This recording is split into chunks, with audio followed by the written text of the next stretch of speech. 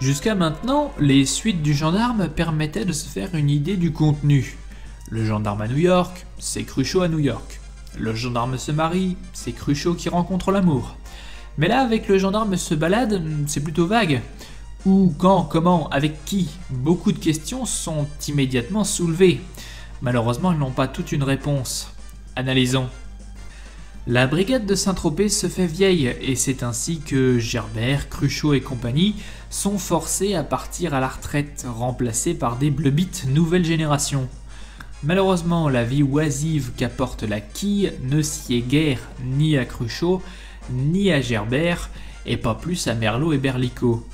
Alors, quand ils apprennent que Fougas est devenu amnésique, ils partent sur les grands chemins afin que leur ex-collègue retrouve l'air de Saint-Tropez qui devra lui faire retrouver la mémoire. J'ai la distincte impression que ce film était à la base prévu pour être le dernier de la saga.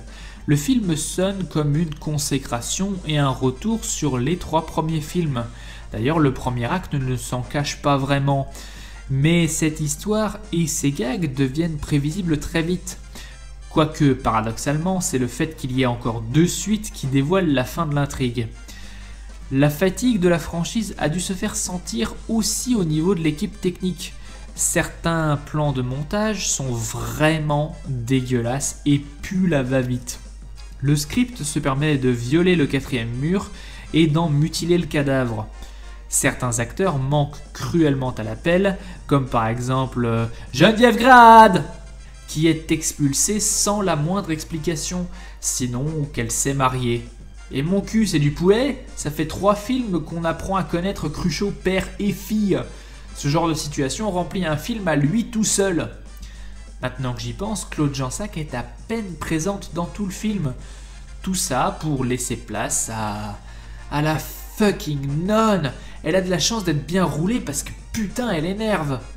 Mais tout n'est pas tout noir. Le scénario tente de nous surprendre et change d'un road trip à un film plus classique au milieu. C'est pas tout à fait efficace ni très cohérent scénaristiquement, mais ça a le mérite de garder l'attention. J'ai vu le film dans un état très fatigué et j'ai réussi à tenir jusqu'à la fin, même si je n'ai pas ri beaucoup.